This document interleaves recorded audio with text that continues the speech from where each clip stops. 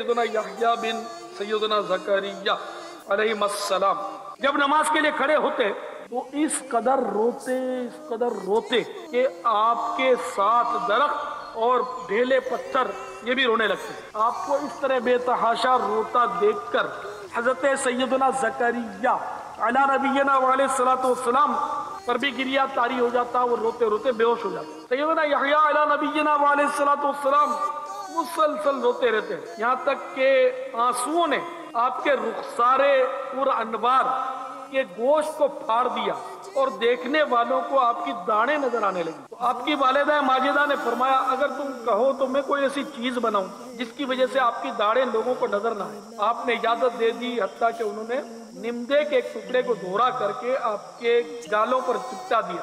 आप नमाज के लिए खड़े होते तो रोते, और जब वो निम्दे आंसुओं से भीग जाते तो आपकी वालिदा आकर उनको निचोड़ती। एक दिन हजरत सैयदना ज़करिया अला नबीना अलैहिस्सलाम ने इनसे फरमाया, ऐ मेरे लगते जिगर, मैंने तो रब्बे अकबर से दुआ मांगी थी कि वो तुझे मेरी आंखों की ठंडक बनाए। हजरत सैयदना यहया अला नबीना अलैहिस्सलाम ने अर्ज़ किया, प्यारे अब्बा जान, जिब्रील अमीन अलैहिस्सलाम ने मुझे बताया है कि जन्नत और दोज़ख के दरमियान एक वादी है, इसे वही तय कर सकता है जो बहुत कसरत से रोने वाला हो।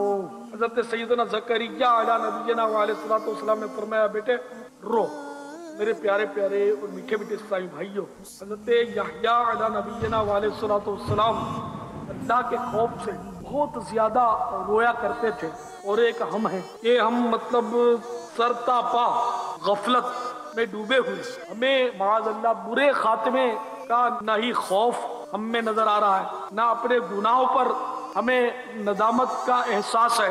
गला फाड़ कर बातें करते हैं और मुंह खोल के हंसते हैं, हर वक्त कहे लगते हैं, खिलखिलाकर हंसते हैं। गफलत की इंतहा हमने कर दी।